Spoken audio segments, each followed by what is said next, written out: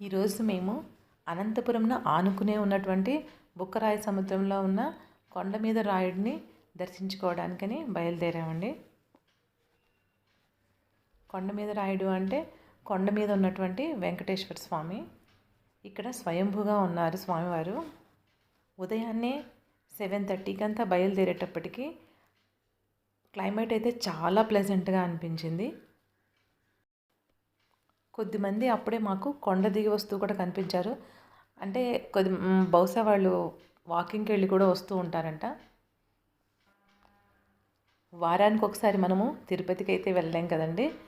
కాబట్టి మనకు దగ్గరలో ఉన్న ఈ వెంకటేశ్వర స్వామిని దర్శించుకోవడానికి మాత్రం మనము ప్రతి వీకెండ్కి రావచ్చు, కుదిరితే లేదా కుదుర్చుకొని.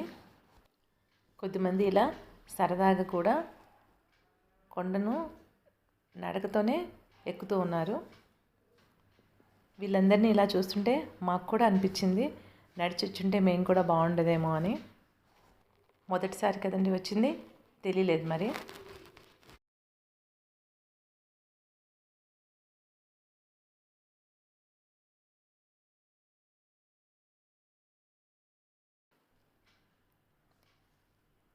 క్రింది నుంచి స్వామివారిని దర్శనం చేసుకోవడానికి ఇక్కడ ఒక మెట్ల దారి కూడా ఉందండి.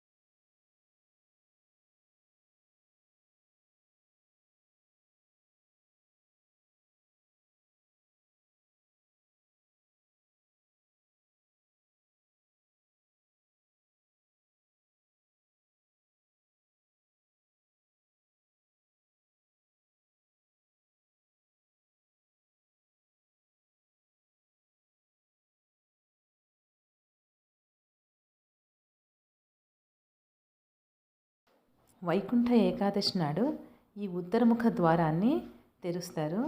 ఈ ద్వారం గుండా వెళ్తే ప్రజల యొక్క పాపాలన్నీ తొలగిపోతాయని పెద్దవాళ్ళు చెబుతారు. కుదిరితే మీరు కూడా ఒకసారి ఈ వెంకటేశ్వర స్వామిని దర్శనం చేసుకోవడానికి ప్రయత్నించండి. Thank you.